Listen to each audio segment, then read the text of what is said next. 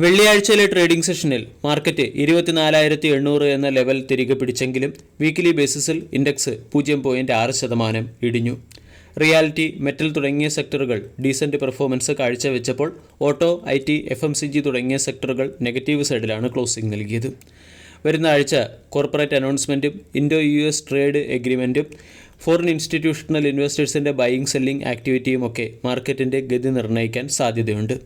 Economic data point of view വരുന്ന ആഴ്ച നമ്മൾ ഫോക്കസ് ചെയ്യേണ്ട ഒരു പ്രധാനപ്പെട്ട ഡാറ്റ ഇന്ത്യയുടെ Q4 GDP ഡാറ്റയാണ്. Q4 GDP ഡാറ്റ മെയ് 30 പുറത്തുവരും. അടുത്ത ആഴ്ച അമേരിക്കയുടെയും GDP ഡാറ്റ പുറത്തു വരുന്നുണ്ട്. അമേരിക്കയുടെ GDP ഡാറ്റയോടൊപ്പം തന്നെ അമേരിക്കൻ പ്രസിഡന്റ് ഡൊണാൾഡ് ട്രംപിൻ്റെ ട്രേഡ് വാറുമായി ബന്ധപ്പെട്ട് നടത്തുന്ന പല പ്രഖ്യാപനങ്ങളും വിവിധ രാജ്യങ്ങളുമായി ട്രേഡ് ഡീലിലെത്താനുള്ള പോസിബിലിറ്റിയും അതുമായി ബന്ധപ്പെട്ട് നടക്കുന്ന ചർച്ചകളുമൊക്കെ മാർക്കറ്റിൻ്റെ ഗതി നിർണ്ണയിക്കാൻ സാധ്യതയുള്ള ഡാറ്റകളാണ്. ഇതിൻ്റെ പശ്ചാത്തലത്തിൽ ഇന്ത്യ വിക്സും വോളറ്റൈലാകാൻ സാധ്യതയുണ്ട്. ഇന്ത്യ വിക്സ് 16 മുകളിൽ 17.35 ഇപ്പോൾ ട്രേഡ് ചെയ്യുന്നത്. ബ്രോഡ്ലി നോക്കുകയാണെങ്കിൽ അടുത്ത ആഴ്ച 24,500 മുതൽ 25,200 വരെയുള്ള റേഞ്ചിനിടയിലെ മൂവ്മെൻറ്റ് തന്നെയാണ് നമ്മൾ പ്രതീക്ഷിക്കേണ്ടത്. ഏതെങ്കിലും കാരണവശാൽ 25,200 എന്ന ലെവൽ ബ്രേക്ക് ചെയ്താൽ 25,600 വരെ മാർക്കറ്റ് ഉയരാൻ സാധ്യതയുണ്ട്. അവിടെ ഡിസിസീവ് ബ്രേക്കൗട്ട് പ്രതീക്ഷിക്കാം. അതേസമയം മാർക്കറ്റിൻ്റെ പ്രധാന സപ്പോർട്ടായ 24,500 എന്ന ലെവൽ നഷ്ടമാവുകയാണെങ്കിൽ 24,200 വരെ ആയിരിക്കും മാർക്കറ്റ് ഇടിയുക.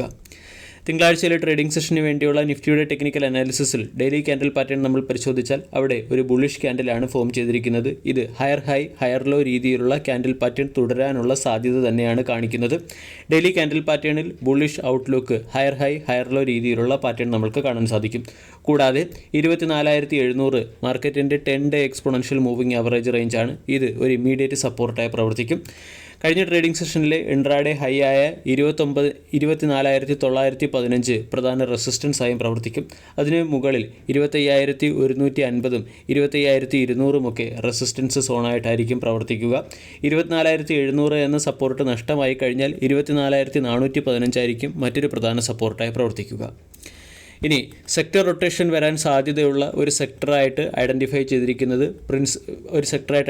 ചെയ്തിരിക്കുന്നത് പൈപ്പ് ആൻഡ് ഫിറ്റിംഗ് സെക്ടറാണ്.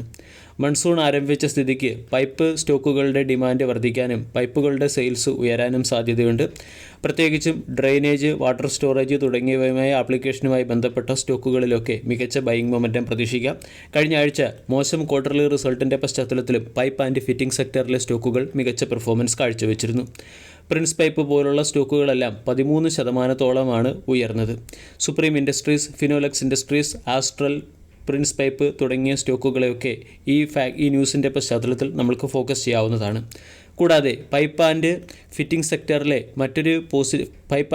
സെക്ടറിലെ സ്റ്റോക്കുകൾ ഡീസൻറ്റ് പെർഫോമൻസ് കാഴ്ചവെക്കുന്നതിന് പിന്നിലെ മറ്റൊരു പ്രധാന കാരണം പൈപ്പ് നിർമ്മാണത്തിന് ഉപയോഗിക്കുന്ന ഒരു പ്രധാന റോ മെറ്റീരിയലായ റസിൻ്റെ വിലയിലുണ്ടായിരിക്കുന്ന ഇടിവാണ്.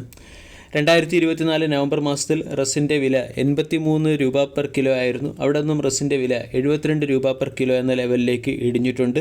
ഇൻപുട്ട് റോ മെറ്റീരിയൽസിൻ്റെ ഇടിവിൻ്റെ പശ്ചാത്തലത്തിൽ കമ്പനികളുടെ പ്രോഫിറ്റ് മാർജിൻ ഉയരാനും കമ്പനികളുടെ പ്രൊഡക്ഷൻ വർദ്ധിക്കാനും സാധ്യതയുണ്ട്. പ്രത്യേകിച്ചും മൺസൂൺ സീസൺ കൂടി വരുന്നതിൻ്റെ പശ്ചാത്തലത്തിൽ ഡിമാൻഡിനനുസരിച്ച് പ്രൊഡക്ഷൻ ഉയരാനും കമ്പനികൾ അവരുടെ ഇൻവെൻട്രി ക്ലിയറൻസ് നടത്താനും അല്ലെങ്കിൽ ചാനൽ ഇൻവെൻട്രി ഇംപ്രൂവ് ആകാനും സാധ്യതയുടെ ഇതിൻ്റെ പശ്ചാത്തലത്തിൽ 10 മുതൽ 15% ഗ്രോത്ത് വരും ഫിനാൻഷ്യൽ ഇയറിൽ പ്രതീക്ഷിക്കാവുന്നതാണ്.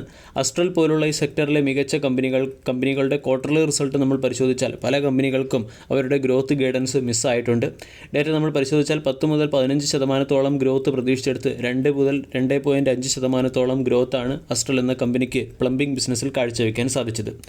പ്രിൻസ് പൈപ്പ് പോലുള്ള രണ്ടാം നിര കമ്പനികളുടെ പെർഫോമൻസ് നോക്കിയാൽ അവിടെ 2% ഡീഗ്രോത്ത് ആണ് കാണാൻ സാധിച്ചത്. Single digit mid digit growth പ്രതീക്ഷിച്ചെടുത്താണ് പ്രിൻസ് പൈപ്പ് പോലുള്ള കമ്പനികൾ ഡീഗ്രോത്ത് കാഴ്ചവെച്ചിരിക്കുന്നത്. ഇതിൻ്റെ പശ്ചാത്തലത്തിലും മൺസൂൺ സെഷനും അതുപോലെ തന്നെ ഇൻപുട്ട് റോ മെറ്റീരിയൽസിൻ്റെ വില ഇടിഞ്ഞതിൻ്റെയും പശ്ചാത്തലത്തിൽ കമ്പനികളുടെ പെർഫോമൻസ് ഉയരാനും ഇൻവെൻട്രി ക്ലിയറൻസ് നടക്കാനും സാധ്യതയുണ്ട്. ഈ ഫാക്റ്റുകളുടെയൊക്കെ പശ്ചാത്തലത്തിൽ പൈപ്പിംഗ് ആൻഡ് ഫിറ്റിംഗ് സെക്ടറിലെ സ്റ്റോക്കുകളെ ഫോക്കസ് ചെയ്യാം. ഇനി അത്ര വലിയ മൊമെൻറ്റം വരാൻ സാധ്യമല്ല എങ്കിലും ഫണ്ടമെൻ്റൽ പോയിന്റ് ഓഫ് വ്യൂ ഏറ്റവും മികച്ച പൈപ്പ് ആൻഡ് ഫിറ്റിംഗ് സെക്ടറിലെ സ്റ്റോക്ക് അസ്ട്രൽ ലിമിറ്റഡ് തന്നെയാണ്. 1,455 രൂപയ്ക്ക് അടുത്ത് ട്രേഡ് ചെയ്യുന്നുണ്ട്. വാല്യൂ ബൈയിങ് പോയിന്റ് ഓഫ് വ്യൂവും സ്റ്റോക്ക് ഡീസൻ്റ് ആണ്. 2,454 രൂപ വിലയുണ്ടായിരുന്ന സ്റ്റോക്ക് ഇപ്പോൾ 1,232 ഒരു ബോട്ടം ഫോം ചെയ്ത് 1,455 എത്തിയിട്ടുണ്ട്. സ്റ്റോക്കിൽ ബുള്ളിഷ് റിവേഴ്സൽ നമുക്ക് കാണാൻ സാധിക്കും. കൂടാതെ ഓൾ ടൈം ഹൈയിൽ നിന്നും 50% ഡിസ്കൗണ്ട് ലഭിക്കുന്ന ഒരു സ്റ്റോക്ക് കൂടിയാണ്. മന്ത്ലി ക്യാൻഡിൽ പാറ്റേൺ നമ്മൾ പരിശോധിച്ചാൽ 1200 സ്ട്രോങ് ബേസ് ഫോം ചെയ്തതിന് ശേഷം സ്റ്റോക്കിൽ ഒരു ട്രെൻഡ് റിവേഴ്സൽ വരികയും 1450 എത്തുകയും ചെയ്തു. വീക്കിലി ക്യാൻഡിൽ പാറ്റേൺ നമ്മൾ പരിശോധിച്ചാൽ അവിടെ ട്രെൻഡ് ലൈൻ ബ്രേക്കൗട്ട് കാണാൻ സാധിച്ചു. 1500 എന്ന ലെവലിലേക്ക് സ്റ്റോക്ക് നീങ്ങുകയാണ്. 1500 മുകളിൽ സസ്റ്റെയിൻ ചെയ്താൽ 1750 എന്ന ലെവലിലേക്ക് സ്റ്റോക്ക് ഉയർന്നേക്കും. ഇനി സ്റ്റോപ്പ് ലോസ് വയ്ക്കാൻ ആഗ്രഹമുള്ളവർക്ക് 1250 രൂപയുടെ സ്റ്റോപ്പ് ലോസും പരിഗണിക്കാവുന്നതാണ്. രണ്ടാമത്തേത് പ്രിൻസ് പൈപ്പ്. അസ്ട്രലിനെ പോലെ തന്നെ മികച്ച ഡിസ്കൗണ്ട് ലഭിക്കുന്ന സ്റ്റോക്കാണ്. 900 രൂപയ്ക്ക് അടുത്ത് വിലയുണ്ടായിരുന്ന സ്റ്റോക്ക് ഇപ്പോൾ 300 രൂപയ്ക്ക് അടുത്ത് ലഭ്യമാണ്. 300-നടുത്ത് ഒരു സ്ട്രോങ് ബേസ് ഫോം ചെയ്തതിന് ശേഷം പ്രിൻസ് പൈപ്പും ഹയർ സൈഡിലേക്ക് നീങ്ങുകയാണ്. പ്രിൻസ് പൈപ്പ് എന്ന സ്റ്റോക്കും ഓൾ ടൈം ഹൈയിൽ നിന്നും മികച്ച ഡിസ്കൗണ്ടിൽ ലഭിക്കുന്ന സ്റ്റോക്കാണ്. കൂടാതെ 50%-ലേറെ അപ്സൈഡ് പൊട്ടൻഷ്യലുള്ള സ്റ്റോക്ക് കൂടിയാണ് പ്രിൻസ് പൈപ്പ്.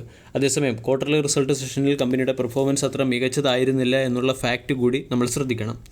ഈ സെക്ടറിൽ ഉയർന്ന മൊമെൻറ്റം കാഴ്ചവെക്കാൻ സാധ്യതയുള്ള മറ്റൊരു സ്റ്റോക്ക് വീനസ് പൈപ്പാണ്. വീനസ് പൈപ്പ് 1452 രൂപയ്ക്ക് അടുത്ത് ട്രേഡ് ചെയ്യുന്നു. 2300 രൂപയ്ക്ക് അടുത്ത് വിലയുണ്ടായിരുന്ന വീനസ് പൈപ്പ് 1250 വരെ ഇടിയുകയും 1250-നടുത്ത് കൺസോളിഡേറ്റ് ചെയ്തതിന് ശേഷം റെസിസ്റ്റൻസ് സോണായ 1500-ലേക്ക് എത്തുകയും ചെയ്തു. 1500-ന് മുകളിൽ സ്റ്റോക്ക് സസ്റ്റെയിൻ ചെയ്താൽ 1750, അതിനുശേഷം 2000 തുടങ്ങിയ ലെവലുകളിലേക്ക് സ്റ്റോക്ക് ഉയർന്നേക്കാം. 1250 തന്നെയാണ് സ്റ്റോപ്പ് ലോസായി നമ്മൾ മെയിൻറ്റെയിൻ ചെയ്യേണ്ടത്. വെള്ളിയാഴ്ചയിലെ ട്രേഡിംഗ് സെഷനിൽ മികച്ച ബൈയിങ് മൊമെൻറ്റം വന്നത് അപ്പോളോ പൈപ്പ് എന്ന സ്റ്റോക്കാണ്. അപ്പോളോ പൈപ്പ് എന്ന കമ്പനിയുടെ ഫണ്ടമെൻ്റൽസ് അത്ര മികച്ചതല്ല എങ്കിലും മികച്ച രീതിയിലുള്ള സ്ട്രെങ്തും അതുപോലെ തന്നെ ട്രേഡിംഗ് പോയിന്റ് ഓഫ് വ്യൂ നമ്മൾക്ക് അപ്പോളോ പൈപ്പ് എന്ന സ്റ്റോക്കിൽ ട്രെൻഡ് റിവേഴ്സലിൻ്റെ സാധ്യതകളും കാണാൻ സാധിക്കും.